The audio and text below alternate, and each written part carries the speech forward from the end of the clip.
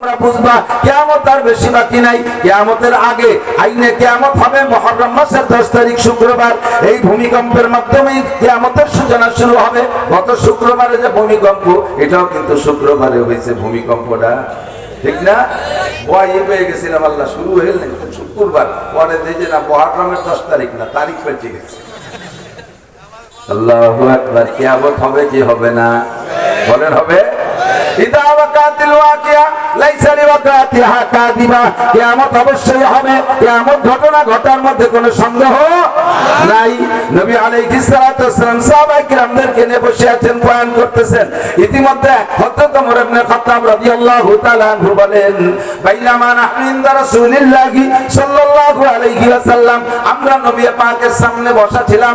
ইসতালা আলাইনা রাজুলুন, ইতিমধ্যে আমাদের মাঝে একটা লোক উদয় হলো।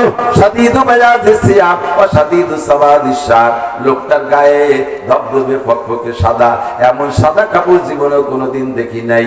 গায়ের রং যেমন ফর্সা, জামা ওইরকম, পোশাক ওইরকম সাদা, মাথার চুল দাড়িগুলো, মুখের দাড়িগুলো, মাথার চুলগুলো এমন কালো, আমাদের মধ্যে কাহারও চুল দাড়ি এমন কালো ছিল না, কঠিন কালো।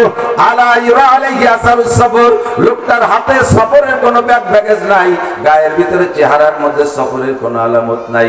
একটা লোক মরুভূমির ভিতরে লম্বা সফর করে আসলে, পথ চলে আসলে, গায়ের সাদা কাপড় থাকলে সাদা থাকে না, ময়লা হয়ে যায়।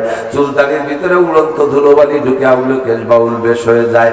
লম্বা পথ সফরে গেলে সফরের কিছু সামান ব্যাগ থাকে, কোনো কিছু তার ভিতরে নাই।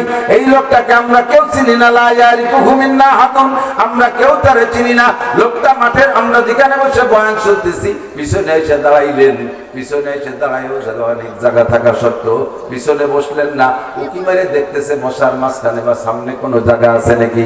ওই লোকটা গলা উঁচিয়ে দেখে দেখেন নবী আলাইহিস সালামের সামনে সবচেয়ে নিকটে বসা সিদ্দিক আকবর, আবু বকর, এই দুইজনের মাঝখানে একটা মাত্র সিট খালি আছে।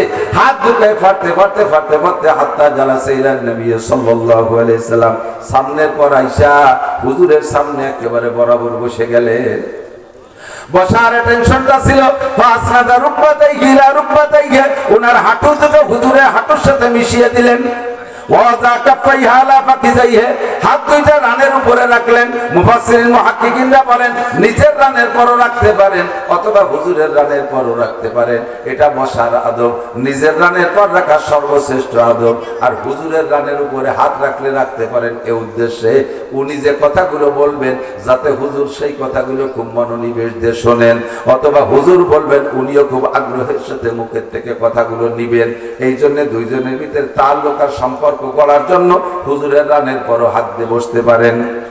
এরপরে বৈশা লোকটা ভদ্রতার সাথে জিজ্ঞাসা শুরু করলেন। 4টি জিজ্ঞাসা, 3টি বলার আমি ওদিকে যাব না। 4th নম্বর জিজ্ঞাসাটা আমি হাদিসের অংশ বের করে পড়েছি। 4th নম্বর অংশ জিজ্ঞাসা করেছেন, ইয়া রাসূলুল্লাহ মাতা সাআহ, হুজুর কিয়ামত কবে হবে?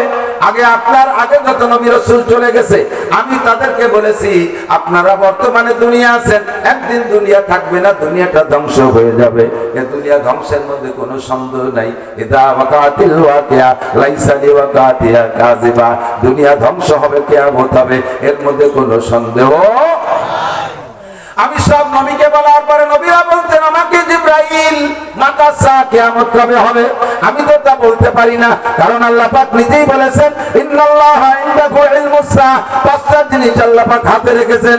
হাজারো জ্ঞান মানুষকে দিয়েছেন, 5টা জিনিস আল্লাহ হাতে রেখেছেন। 1 নম্বরে ইন্নাল্লাহা ইনদাহু ইলমুস সা, কিয়ামত কবে হবে, ধ্বংস কবে হবে, এটা কেউ আল্লাহ জানাই নাই, কোন নবী রাসূলকেও জানাই নাই, আমি জিবরাইলকেও বলে নাই। কিয়ামত কবে হবে, যে ইসরাফিলের সিংহার বুকে দুনিয়া ধ্বংস হবে, সেই ইসরাফিল আলাইহিস সালামকে কোনো সাল তারিখ বলে দেওয়া হয় নাই। ইন্নাল্লাহা ইনদাহু ইলমুস সা, কিয়ামতের তারিখ আল্লাহই জানে। ওগো নবী, আমি কোন নবীরে বলতে পারি নাই। আপনি কিছুদিন আগে মেরাজে গিয়েছিলেন, আল্লাহ পাকের সামনে বসে অনেক গোপন তথ্য সংগ্রহ করে নিয়ে আসছেন। আপনি কি জানেন না তা সা কিয়ামত কবে হবে? নবী পাক জবাব দিলেন, মাল মাসউলু আনহা বিআলামা মিনাস সাইল। ভাই জিবরাইল, ভাই রে, যেই ব্যাপারে তুমি জিজ্ঞাসা করছো তোমার চাইতে আমি একটু বেশি জানি না, অর্থাৎ কিয়ামত কবে হবে তুমিও যেমন জানো না, আমি ওরকম জানি না। এবার জিবরাইল বললেন, ওই ভদ্রলোক জিবরাইল, যেহেতু বারবার আসতেছে বলেই বললাম, ভদ্রলোকের নাম জিবরাইল। উনি এবার হুজুরকে বলতেছেন, হুজুর কিয়ামতের নির্ধারিত তারিখ বলতে পারেন না, ঠিক আছে, তবে আমার ইমারাতুহা, তার পূর্বাভাস কি বলতে পারবেন? জল আসবে তার পূর্বাভাস বলা হয়। আরে এটা বিভিন্ন প্রকার বৃষ্টি বাদল আসবে তার পূর্বাভাস বলা হয়। টন্ডের নার্গিস আইলে আসবে পূর্বাভাস বলা হয়। কিয়ামত আসবে তার পূর্বাভাস কি দুই একটা বলতে পারবেন? হুজুর বলেন, হ্যাঁ তা আমি জানি, এগুলো আমাকে আল্লাহ পাক জানাই দিয়েছে। এক নম্বরে হুজুর বলেন, আনতালিদাল আমাতু রাব্বাতাহা। খেয়াল, আনতালিদাল আমাতু রাব্বাতাহা, যখন দেখবা দুনিয়ায় বান্দির পেটে প্রেসিডেন্ট পয়দা হয়, বান্দির পেটে প্রেসিডেন্ট পয়দা হয়, বান্দির বাচ্চা চেয়ারম্যান হবে, বান্দির বাচ্চা মেম্বার হবে, বান্দির বাচ্চা উপজেলা চেয়ারম্যান হবে, বান্দির বাচ্চা এমপি হবে, বান্দির বাচ্চা মন্ত্রী হবে, বান্দির বাচ্চা বড় অফিসার হবে, আরে বান্দির বাচ্চা জাতিসংঘের মহাসচিব হবে, বান্দির বাচ্চা সারা পৃথিবীকে পরিচালনার কাঠি ঘুরাবে। এরকম যখন তোমরা দেখবা, কারণ দুনিয়াটা হলো একটা গাড়ি, গাড়ি চালানোর জন্য ড্রাইভার লাগে। ড্রাইভার যদি দক্ষ হয় তাহলে গাড়িটা সুন্দরভাবে চলে, আর ড্রাইভার যদি অদক্ষ হয়, ড্রাইভার যদি অযোগ্য হয় তাহলে তার হাতে গাড়িতে ধাক্কা খায়, খাতে পড়ে, খালে পড়ে, অ্যাক্সিডেন্ট করে। কথা বলেন ঠিক কি ঠিক না? দুনিয়া নামক এই গাড়িটাকে চালানোর জন্য আল্লাহ পাক যোগ্য যোগ্য ড্রাইভার শুরু থেকে তৈরি করে পাঠিয়েছেন। সর্বপ্রথম ড্রাইভার আদম আলাইহিস সালাম, এরপরে ড্রাইভার শীস আলাইহিস সালাম, তারপরে মাহলাইল আলাইহিস সালাম, তারপরে ইদ্রিস আলাইহিস সালাম, তারপরে নূহ আলাইহিস সালাম, এরপরে ইব্রাহিম আলাইহিস সালাম, এরপরে ইসমাঈল আলাইহিস সালাম, এরপরে ইসহাক আলাইহিস সালাম, ইয়াকুব আলাইহিস সালাম, ইউসুফ আলাইহিস সালাম, সুলাইমান আলাইহিস সালাম, মুসা আলাইহিস সালাম, দাউদ আলাইহিস সালাম, সুলাইমান আলাইহিস সালাম, ইদ্রিস আলাইহিস সালাম, কি বলে সুলাইমান আলাইহিস সালাম, এরপরে হযরত ঈসা আলাইহিস সালাম।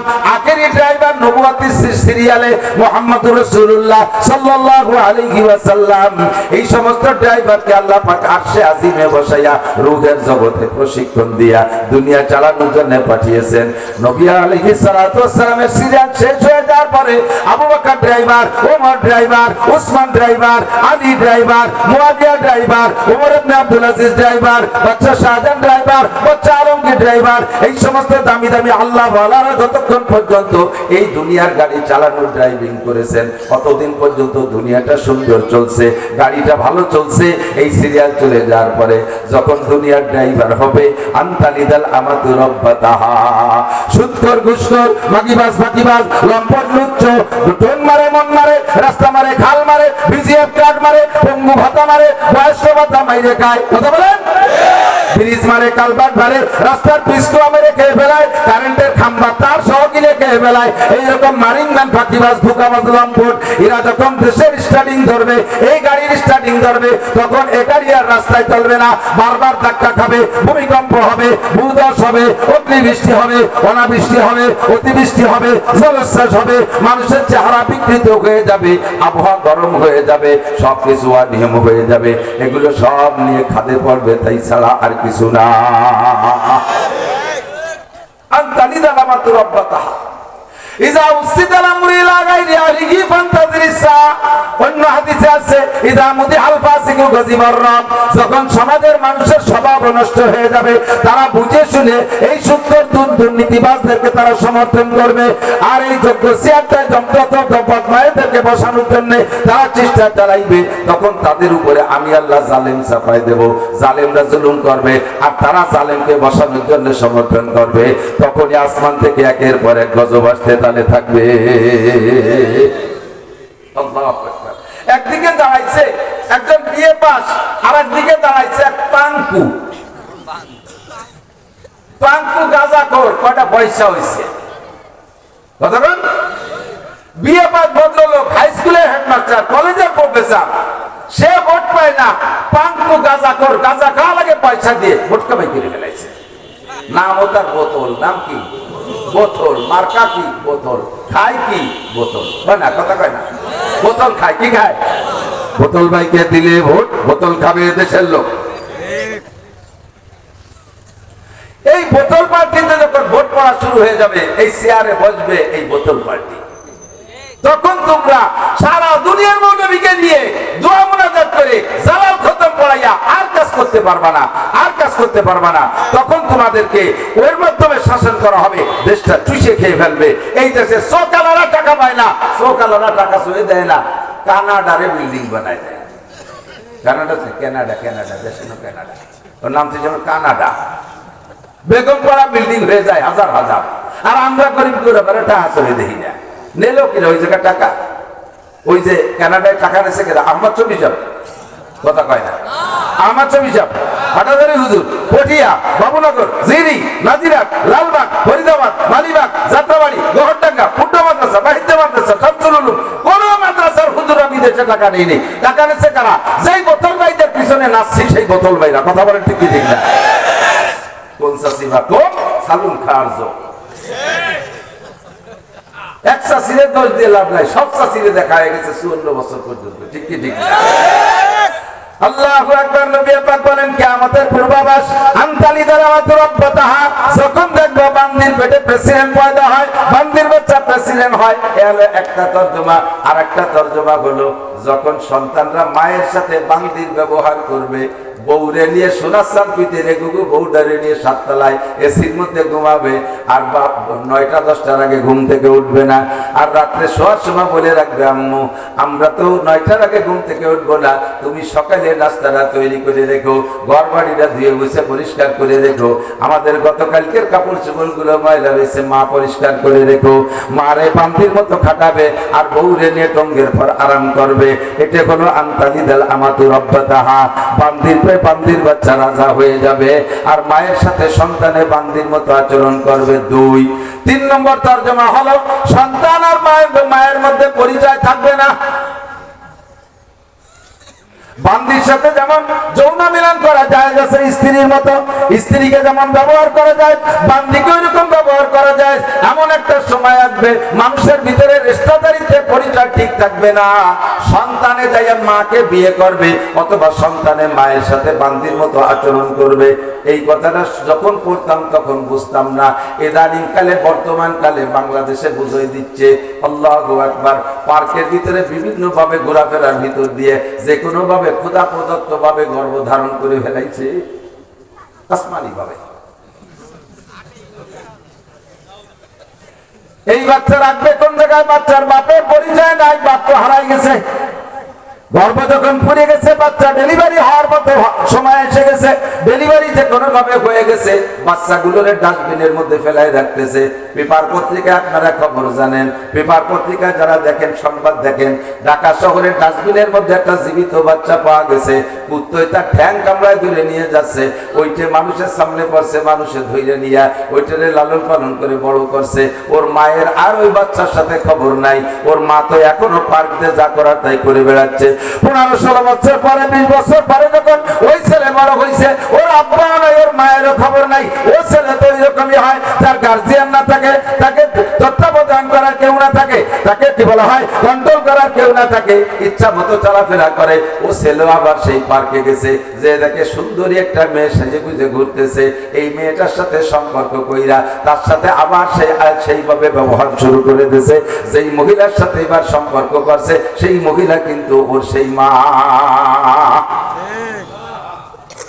জারুর সন্তানের দেশটা ভরে যাচ্ছে, এর নামই হলো জারুর সন্তান বা বৃদ্ধি পাবে। জারুর সন্তানে ভরে যায় 14ই ফেব্রুয়ারিকে কেন্দ্র করিয়া, 14ই ফেব্রুয়ারি ভালোবাসা দিবস বানাইয়া লক্ষ লক্ষ জারুর সন্তান দুনিয়ায় জন্ম দিচ্ছে সারা বিশ্বব্যাপী। কথা বলেন, একটা ভালোবাসা দিবস কইরা দুনিয়াকে নষ্ট করে ফেলতেছে, জারুর সন্তানের দেশটা ভরে যাচ্ছে। এটাই হলো আনতালিদাল আমাতু রাব্বাতাহা। 2 নম্বর হলো ওয়া আনতারাল হুফাতাল উরাতাল আলাতা রিয়া আশা ইয়াতাতাওয়ালুনা ফিল বুনিয়ান। নবী পাক বলেছেন 1000 বছর আগে যখন এরকম দেখবা, যখন এরকম হবে, তখন বুঝবা দুনিয়ার 12টা বাজে গেছে, যে কোনো সময় ধ্বংস হতে পারে। 1000 বছর আগে হুজুর বলছেন যখন এরকম হবে। এখনই কি বলা লাগবে যে আর হবে? এখন তো হবে না, হচ্ছে। একটু জোরে বলেন, হবে না হচ্ছে? আর কি সামনে বাকি আছে না? রানিং হয়ে গেছে, অবশ্যই সব রানিং হয়ে গেছে। এরপরে হুজুর বলেন ওয়া আনতারাল হুফাতাল উরাতাল হুফা মানে খালি পায়, হাফি মানে খালি পায়। এমন এমন গরিবের বাচ্চা, গরিব একটা সময় জুতো স্যান্ডেল পাই নাই পরনের জন্য, খালি পায় ঘোরাফেরা করছে। ওয়া আনতারাল হুফাতাল উরা পর্যাপ্ত পরিমাণ পোশাক পাই নাই, খালি গায়ে ঘোরাফেরা করছে। শীতের সময় পর্যাপ্ত কাপড় পাই নাই, আগুন জ্বালাইয়া সেখান থেকে হিট নেছে, গায়ে হিট নেছে, তাপ নেছে, এভাবে জীবন যাপন করছে। হুফাতাল উরাতাল আলা এরপরে ক্ষুধার্ত, বাড়ি বাড়ি যে যে চারটে চারটে পান্তা পানি চেয়ে চেয়ে খাইছে, এমন গরিবের গরিব। আলাতা রিয়া আশা এবং কোন যোগ্যতা না থাকার কারণে, সার্টিফিকেট না থাকার কারণে ভালো কোনো চাকরি পায় নাই, মানুষের বাড়ি রাখালি করে বেড়াইছে। ছাগলের রাখাল, গরুর রাখালি, বাৎসরিক ভাবে রাখালি করতো, বাৎসরিক ভাবে রাখালি ছিল। আপনারা মুরব্বীরা বলেন, একসময় আপনাদের বড় বড় ভালো ভালো ফ্যামিলিতে বাৎসরিক ভাবে রাখাল রাখতেন, মনে আছে নাকি? একটু পিছনের দিক হাত দিয়ে দেখেন, যারা এলাকা ভালো ভালো পরিবারের ভিতরে রাখাল থাকতো, সেই সমস্ত রাখালদের অবস্থা কি? এখন তারা বড় বড় উঁচু উঁচু বিল্ডিং বানায়, পাল্লা দিচ্ছে। চারটে ভাতের পানি দাঁড়ে দাঁড়িয়ে ঘুরছে, পর্যাপ্ত পোশাক পাই নাই, পায়ে একটা স্যান্ডেল নাই, শীতকালে পাও ফাইটে পাইলে ভাঙ্গির মতো সৌসির হয়ে যাইতো। এই বাড়ি বাড়ি চেয়েছে, চারটে পান্তা পানি খেয়ে বেড়াইছে। হঠাৎ করে আঙ্গুল ফুলে কলা গাছ, আঙ্গুল ফুলে কলা গাছ। সে এখন আপনাদের আমাদের সব জায়গায় আছে, সারা বাংলাদেশ জুড়ে লম্বা লম্বা উঁচু উঁচু বিল্ডিং এর পাল্লা দেয়। যেই বাড়ি চাকর ছিল সেই বাড়ির বিল্ডিং ছিল দোতলা, ও পয়সা আমার সাথে সাথে বিল্ডিং বানাইছে চারতলা।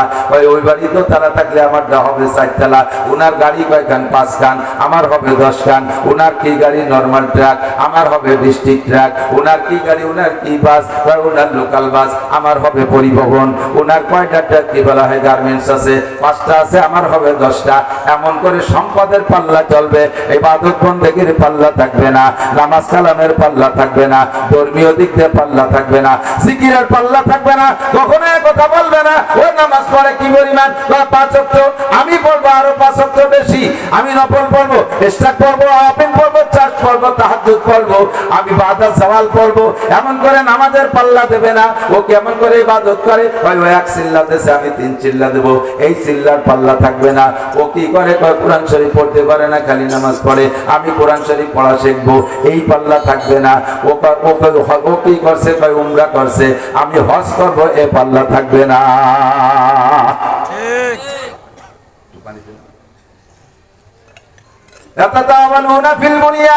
বিল্ডিং এর পাল্লা চলবে, এগুলো কি সামনে চলবে না চালু হয়ে গেছে? একটু বলেন, চলবে না চালু হয়ে গেছে? হুজুর বলেন এগুলো কিয়ামতের আলামত। এই কিয়ামতের আলামতের মধ্যে নবী পাক বলেন আরো 15টা আলামত আছে। মাঝে মাঝে ওদের মধ্যে বলি, এবারই সামনে বাইরে গেছে ভূমিকম্প কেন হলো? এই ভূমিকম্পের কথাটাই নবী পাক বলেছেন, রিহান হামরা জালজালাতান ওয়া মাসকান ওয়া কাসফা। দুনিয়ায় মানুষের স্বভাব, মানুষের আমল আখলাক যখন এমন হবে, তখন যে গজবগুলো কিয়ামতের আগে শুরু হবে, তার ভিতরে 1 নম্বর গজব হলো গরমকালে হাওয়া এমন গরম হয়ে যাবে যা সত্যের বাহিরে গরমে মানুষ মরা শুরু হয়ে যাবে। 2 নম্বরে জালজালা, দেশে বারবার ভূমিকম্প হবে। 3 নম্বরে মাসকা, মানুষের চেহারা পরিবর্তন হয়ে যাবে। 4 নম্বরে কাসফা, পাথর বর্ষণ, শিলা বর্ষণ হবে। অনাকাঙ্ক্ষিত বৃষ্টি বর্ষায় আর ঝড় তুফানে মানুষের সোনার ফসলগুলো কেড়ে নিয়ে যাবে। এই সমস্ত গজবের কারণ হলো 15টা। একটু বলেন কয়টা? কষ্ট হচ্ছে? আল্লাহ 15টার ভিতরে 1 নম্বর হুজুর বলেন ইজাতুকিদাল ফাইউদাওয়ালা। যখন দুনিয়ার মানুষ, কোন দেশের মানুষ ইজাতুকিদাল ফাইউদাওয়ালা, যুদ্ধে বিজয়ী সম্পদ, আমার দিক যুদ্ধে বিজয়ী সম্পদকে যখন নিজের দৌলত মনে করবে। বাংলাদেশে স্বাধীনের পর থেকে আমাদের যত দ্বন্দ্ব, ওই একটা জায়গায় দেখতেছি, গজবের কারণ, ভূমিকম্পের কারণ, এইটাই একটা কারণ। 1 নম্বর ইজাতুকিদাল ফাইউদাওয়ালা, যুদ্ধে বিজয়ী সম্পদকে নিজের সম্পদ মনে করে কামড়া কামড়ি। একদল কয় আমরা স্বাধীন করছি, আর এক দল কয় আমরা ঘোষণা দিছি। এই স্বাধীন আর ঘোষণা নিয়ে 2 দলের কামড়া কামড়িতে সারা বাংলাদেশের 18 কোটি মানুষ অস্থির। ভূমিকম্প কেন হয়? যত দৃষ্টান্ত পরে 10 কয় আগে এত হুজুরও ছিল না, এত আযাব গজবও ছিল না। তাই কি হুজুর ভাই যে আযাব গজব আছে? এই কথা না, ফিরাউনি কথা। এই কথাটা কি কথা? ফিরাউন 300 বছর পর্যন্ত রাজত্ব চালাইছে, মাতুবাড়ি করছে, এর ভিতরে কোনো আযাব গজব আসে নাই। 300 বছরের মাথায় যখন মুসা আলাইহিস সালাম নবী হয়ে আসছে, তখন মুসা আলাইহিস সালাম যখন তার কলেমার দাওয়াত দিয়েছে, কুল লা ইলাহা ইল্লাল্লাহু মুসা কালিমুল্লাহ, তখন ফিরাউন কা আনা রাব্বুকুমুল আলা, আমি আবার কোন আল্লাহরে আল্লাহ মানবো, আমি তো সবচেয়ে বড় রব বলার সাথে সাথে আল্লাহ পাক আয়াতে 9 একে একে 9টা গজব তার উপরে চাপাই দিয়েছে। 1 নম্বর গজব হলো একই এলাকায় একই মিশরে বসবাস। মুসা আলাইহিস সালামের কওমের নাম বনি ইসরাইল, তারা যে এলাকায় থাকে ওই এলাকার মধ্যে কোনো ফিরাউনের কওম নাই, তার নাম হলো কিপ্তি। আর ফিরাউনের কওম যে জায়গা, সেই কিপ্তির এলাকা আলাদা। একই এলাকায় একই গ্রামে একই শহরে থাকে। মুসা আলাইহিস সালামের কওমের সব পানি পানি আছে, ফিরাউনের কওমের সব পানি রক্ত হয়ে গেছে। এমন রক্ত জমাট বাঁধা রক্ত খাতি পারে না, কারণ পানি না থাকলে কি মানুষ বাঁচে নাকি? ফিরাউনের কাছে আইছে, ওর উম্মতরা কাছে, খোদা তাআলা মুসার এলাকার পানি তো পানি আছে, তো তোমারে আমরা খোদা মানি, তোমার এলাকার পানি তো রক্ত হয়ে গেছে, বাঁচার উপায় কি? কয় যে কি করি, কদি দাঁড়ান দেখি, যাক আমি চেষ্টা করতেছি।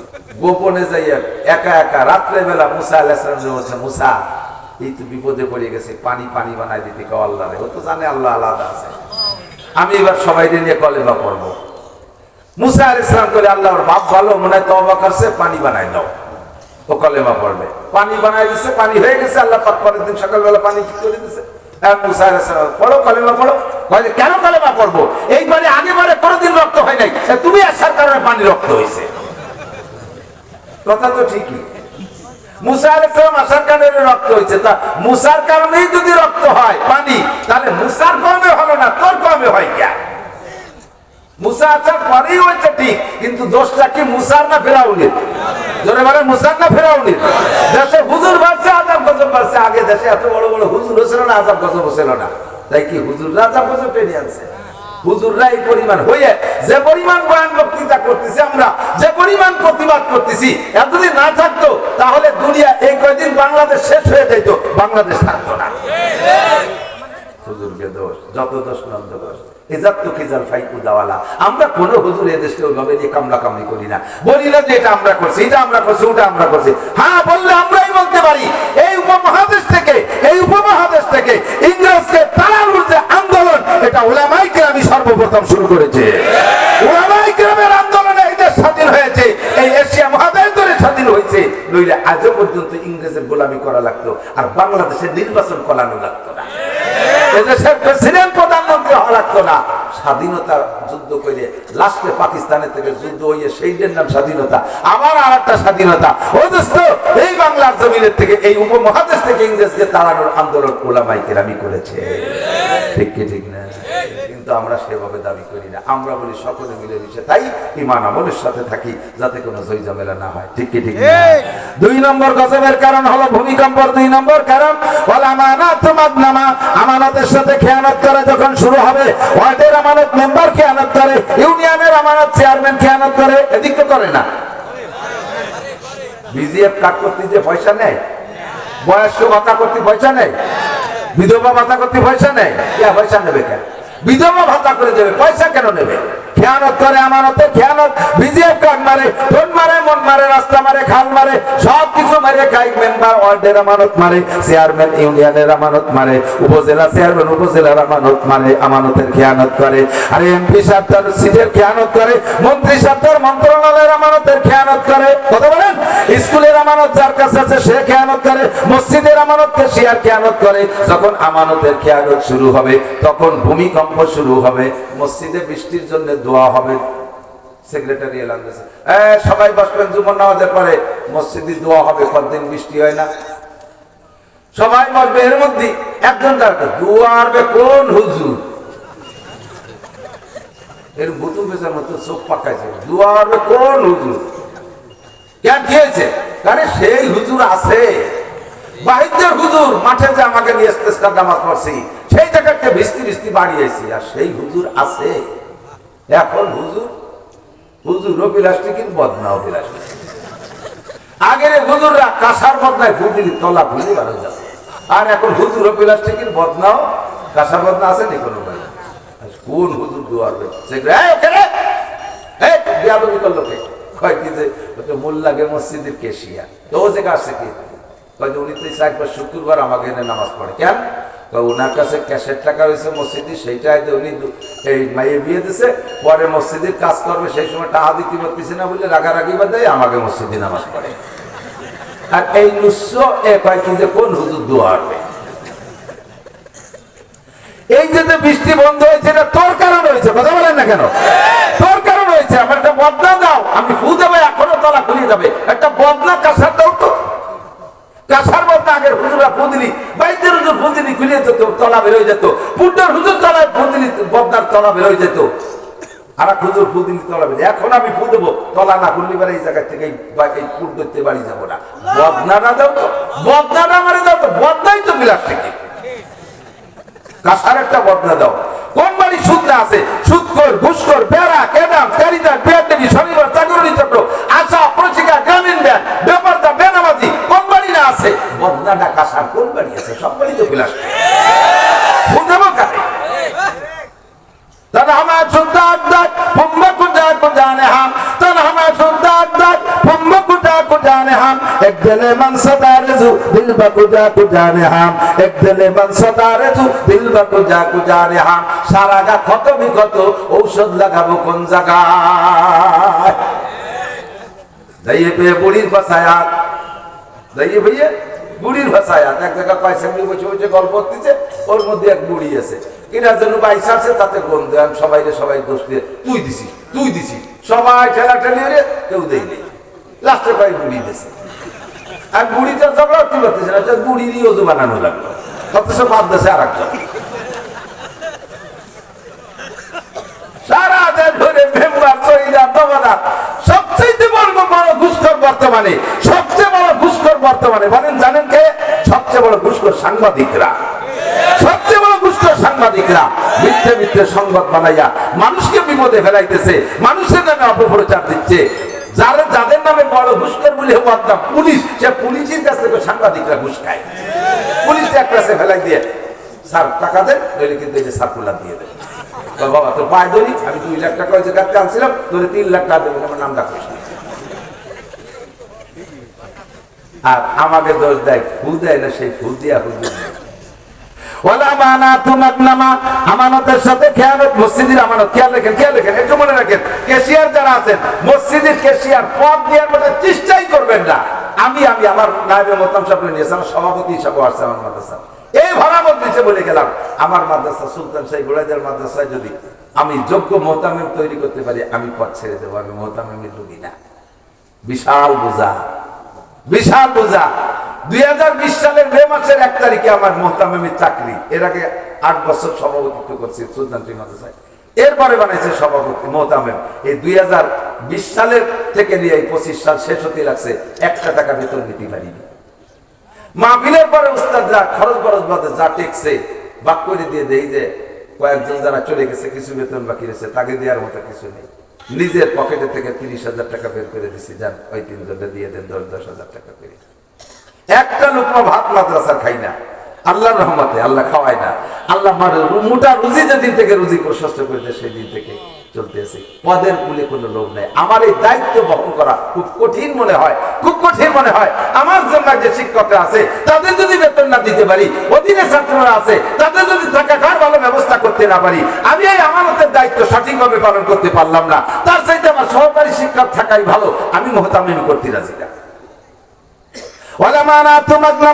আমানতের সাথে গনিমতের ব্যবহার করবে যখন, তখন তোমারই কারণে ভূমিকম্প হবে, ভূধস হবে, অগ্নিবৃষ্টি হবে, অনাবৃষ্টি হবে, অতিবৃষ্টি হবে, জলোচ্ছ্বাস হবে, যত আযাব গজব তোমার কারণে হবে।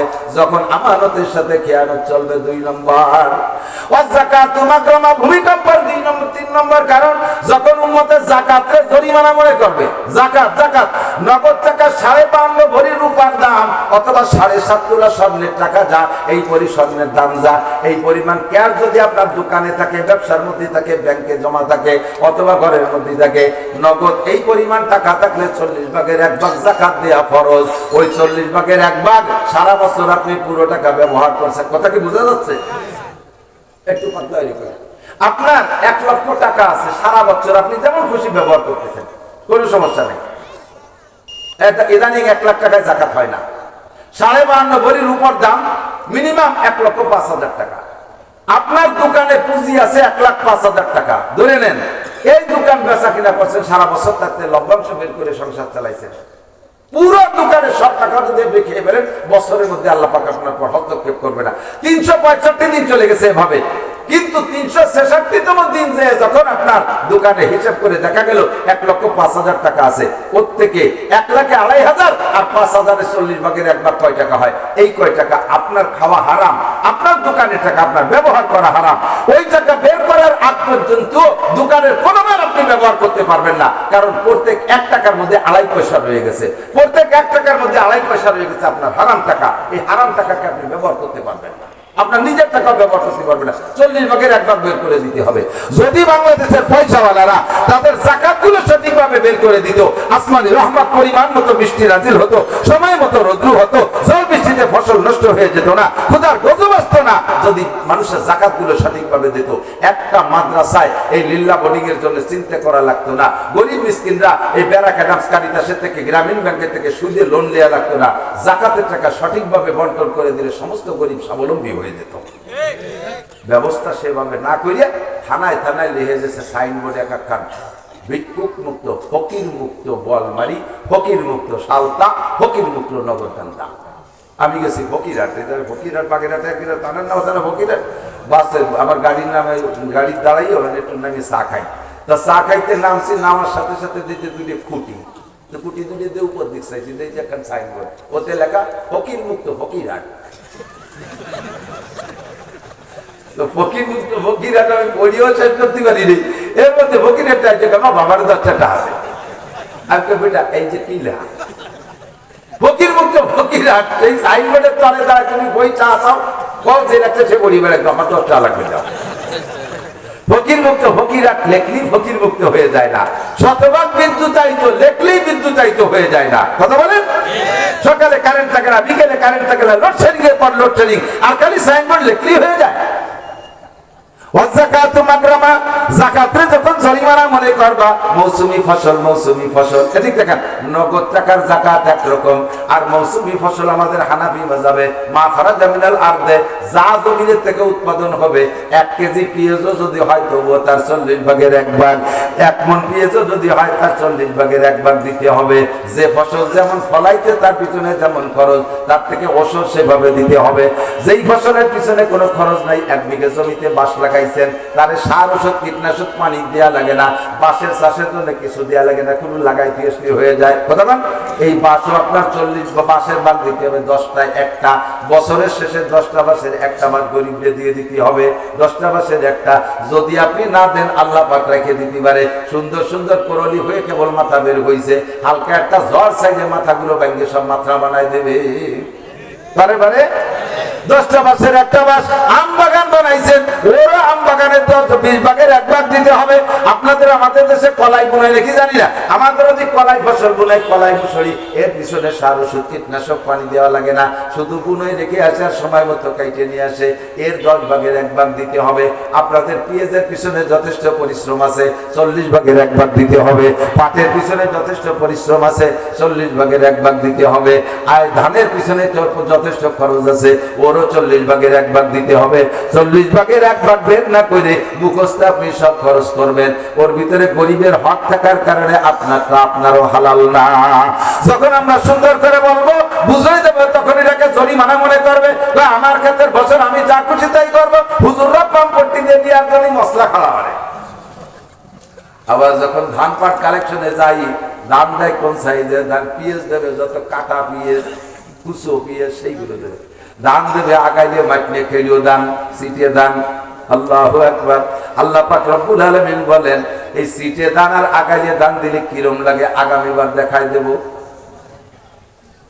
আগামীবার ধান যখন ফুলে বেরোইছে, ফুল বেরোইছে, হালকা একটা বাতাস দিয়ে ফুল ঝরে গেছে, এবার ধান সিটে হয়ে গেছে, 1 বিঘা জমিতে 30 মণ 40 মণ ধান হইতো, কাটিয়ে আইলে মলম মেলার পরে মাড়াই করার পরে ধান সে গাতি সেরকম হয়েছে, কিন্তু বলই দেখে 30 মণ সিটে আর 5 মণ হয়েছে ধান। লম্বা একটা হাই ছেড়ে কয় আল্লাহ বুঝলো না। বেড়া ক্ষেত্রে 30,000 টাকা যে বলক করছে, আল্লাহ বুঝলো না। আল্লাহকে বুঝিলেই গতবার আমার তালবিহারি ভাই ছিল মাদ্রাসা থেকে, তাকে সিটে দাম দিছি। সিটে দাম দিলি কলিজার মধ্যে কেমন লাগে তাই বুঝানোর জন্য একটা বুঝ দিয়ে দিলাম। বেড়ে যাচ্ছে কথা, শুধু হেডলাইন বলে চলে যাবো। 4 নম্বর হলো মুসলমানরা যখন সন্তানদেরকে দিন শিক্ষা দেবে না, সব দুনিয়ার শিক্ষার পিছনে পাগল হবে, ইংলিশ মিডিয়ামে পড়াবে। এই সালতানগর কান্দার স্কুলে পোষায় না, ফরিদপুর শহরের স্কুলে পড়াবে, ঢাকার স্কুলে পড়াবে, কেজি কিন্ডারগার্টেন হাজার হাজার স্কুল কলেজ হবে, কিন্তু মাদ্রাসা হবে না। মাদ্রাসা থাকলেও সেখানে সন্তানদেরকে দেবে না। যদিও সন্তানদেরকে দেয়, খেয়াল করি, মাদ্রাসায় পড়বে একদল, পড়বে না তা না, পড়বে একদল, কিন্তু উদ্দেশ্য খারাপ। শুধু প্র্যাকটিস করতেছে, গজলের প্র্যাকটিস, কণ্ঠের প্র্যাকটিস, বয়ানের প্র্যাকটিস। কি বা কেন? হাফিজুর রহমান সিদ্দিকী ওয়াজ করে, বাপরে বাপ, ডেলি রাত্রে দিন 3 লাখ টাকা ওয়াজে, অল্প পরিশ্রমে মোটা ইনকাম। এই জন্য ভর্তিছি, দুনিয়া কামাই করে মোটা টাকা কামাই করবো, হেলিকপ্টারে উঠবো, লাখ লাখ টাকা কামাই করবো। আলেম হবা, তোমার বয়ানে দেশের মানুষ হিদায়াত পাবে, কিন্তু তোমার ওই এলেমের দ্বারা ফায়দা হবে না। তুমি ভূমিকম্পের কারণ। দিন শিখবা দুনিয়া কামাই করার জন্য। কওমি মাদ্রাসায় পড়বে না, সেই মাদ্রাসায় পড়লে সার্টিফিকেট হয়, সেই মাদ্রাসায় পড়বে, যেই মাদ্রাসায় পড়লে সরকারি সার্টিফিকেট হয়, সেই মাদ্রাসায় পড়বে। এর নাম হলো দিন শিখা দুনিয়ার উদ্দেশ্যে। এদের কারণে ভূমিকম্প হয়, শিকার সুনামি হয়, এদের কারণে করোনা হয়। 4 নম্বর।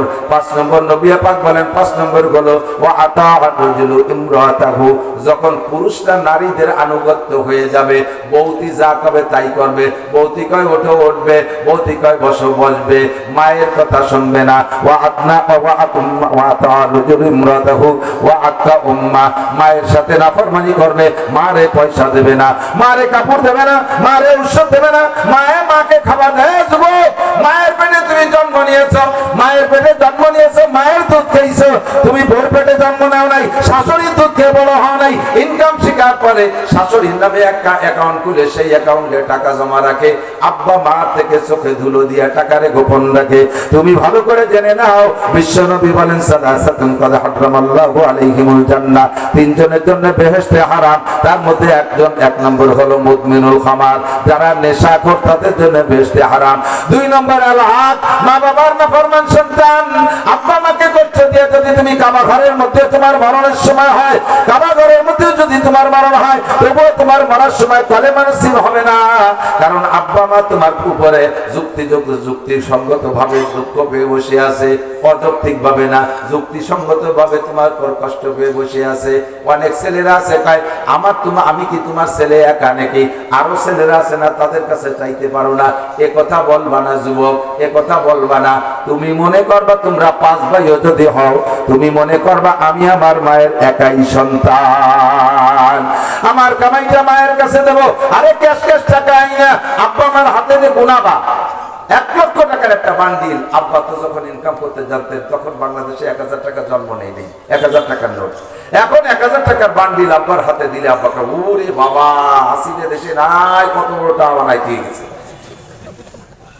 এই 1 লাখ টাকার বান্ডিল হাতে দিলি, নাড়াচাড়া করে ওই বান্ডিলের থেকে বাপের সাহস হয় না, ওর থেকে 1 টাকা খুলে দিতি, কিন্তু নাড়াচাড়া করিয়া আবার তোমার হাতে দেবে, যাও আব্বু এটাকে তুমি কাজে লাগাও। এই টাকা আব্বার হাতে নাড়াচাড়া হইয়া মায়ের হাতের গোলাগুলির পরে আবার তোমার হাতে আসবে। এই টাকারে যে জায়গা লাগাবো ওই জায়গা টাকার গাছ হবে, ওই জায়গায় গাছ হবে। আর আব্বা আমার চোখ ফাঁকি দিয়ে, আব্বা আমার হাত ফাঁকি দিয়ে শাউরির হাতে গুনাইয়া টাকার বরকত দিবা। ও টাকা যে জায়গা লাগাবা কারুনি সম্পদের মতো মাটির তলে চলে যাবে। ব্লকের মেশিন পুতবা, তাইতে পানি বেরোবে না, ফক ফক করে গ্যাস বেরোবে।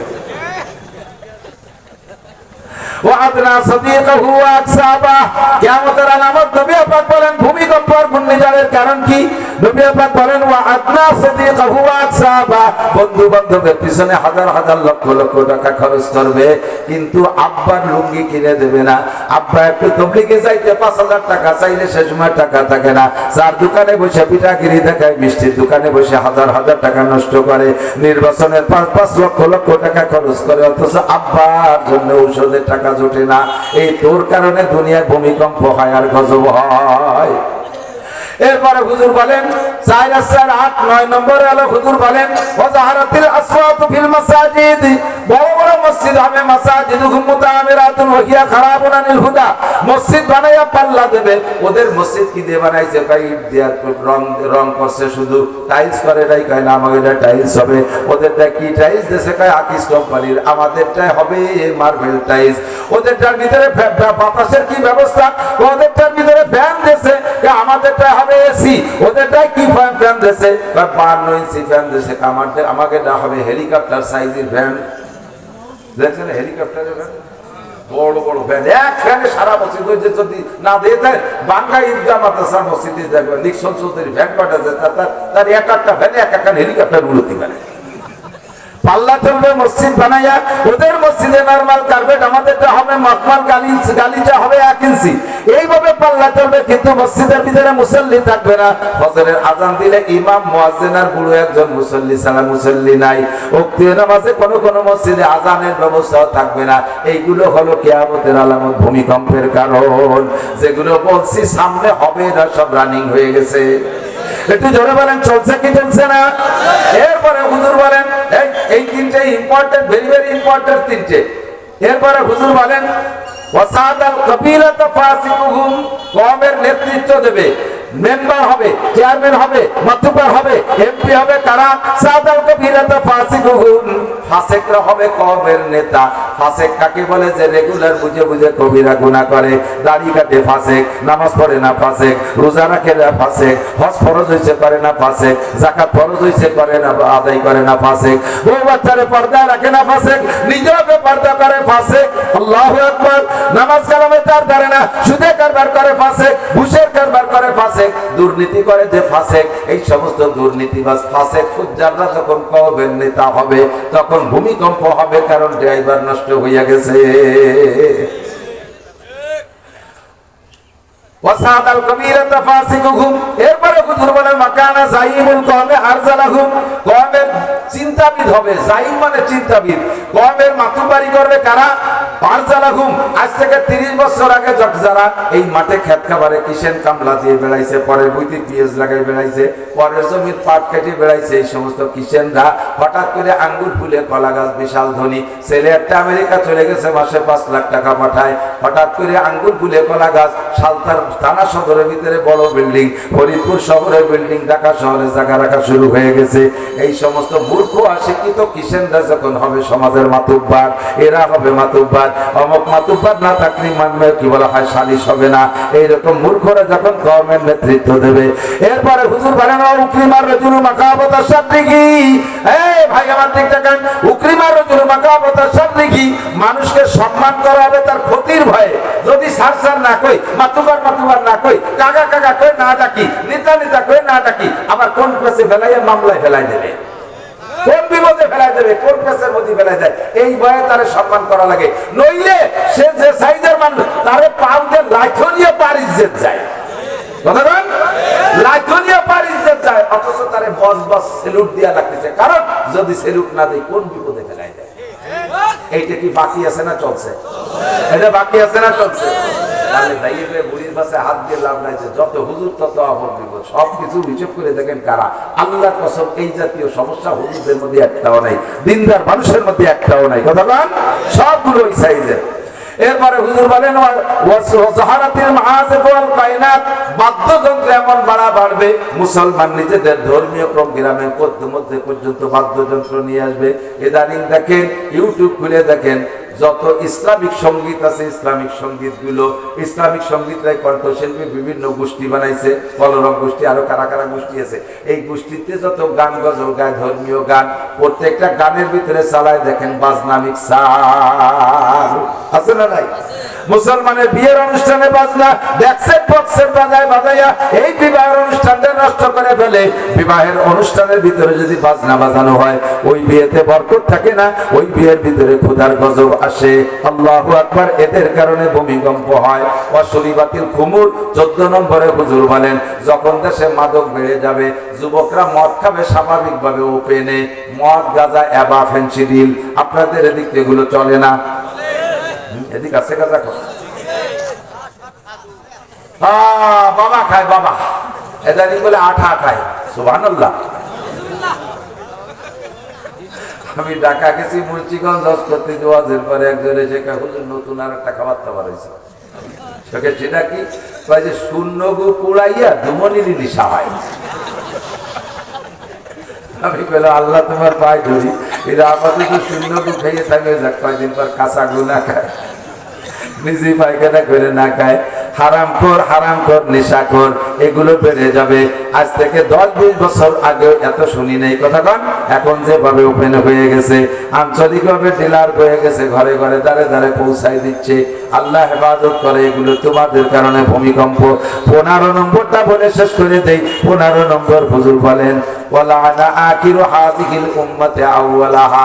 শেষকালে কিছু পণ্ডিত বের হবে, যেই পণ্ডিতরা আগের মহামনীষীদের লুকমা দেবে।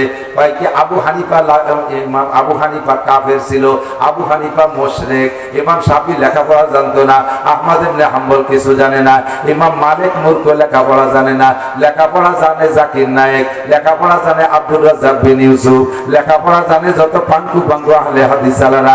দুইখান সঠিক বই পড়ে বহুত বড় বড় আলেম হইয়া যায়। বড় বড় আলেমদের লুকমা দেয়। সাদর সাহেবের নামাজ হয় নাই, বাহিদের গুজরির নামাজ হয় নাই, তবলিগ আলাকের নামাজ হয় না। কথা বলেন আছে না? বললে বলে একদল আছে লানা আখিরু হাযিল উম্মতি আউওয়ালাহা, উত্তর গুজরির নামাজ হয় নাই। এই সমস্ত বড় বড় আলেমদের নামাজ হয় নাই। পূর্বের মানুষদেরকে লুকমা দিয়া শুরু করবে। ওয়ালানা আখিরু হাযিল উম্মতি আউওয়ালাহা। হুজুর বলেন এই 15টা কাজ যখন রানিং হবে, ফারতাকিবু ইনদা যালিকা রিহান হামরা, অপেক্ষা করো, তখন তোমাদের বাতাস গরম হয়ে যাবে। ওয়া জালজালাতান, ভূমিকম্প হবে। ওয়া মাসখান, মানুষের চেহারা বিকৃত হবে, চরিত্র নষ্ট হবে। আর কি ওয়া কাসফা, আকাশ থেকে শিলা বর্ষণ, পাথর বর্ষণ হবে। এর একটাও বাকি নেই, সবই কিয়ামতের পূর্বাভাস।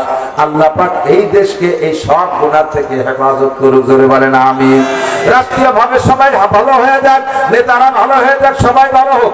আমরা এখানে যারা বসা আছি, এই যে 15টা দোষ বলছি, এর 2-1টা আমাদেরও কেরকের মধ্যে আছে না নাই? কথা কন না কে? আছে না নাই? আমরা যার মধ্যে যে কয়টা আছে সেই কয়টা থেকে এক্ষুনি তওবা করে ফেলি। আস্তাগফিরুল্লাহ বলে, আস্তাগফিরুল্লাহ।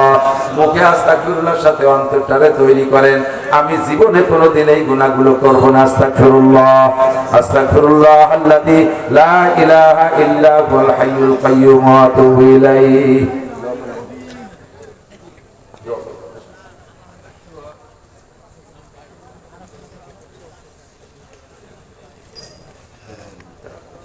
বসিয়ে দেওয়া হবে।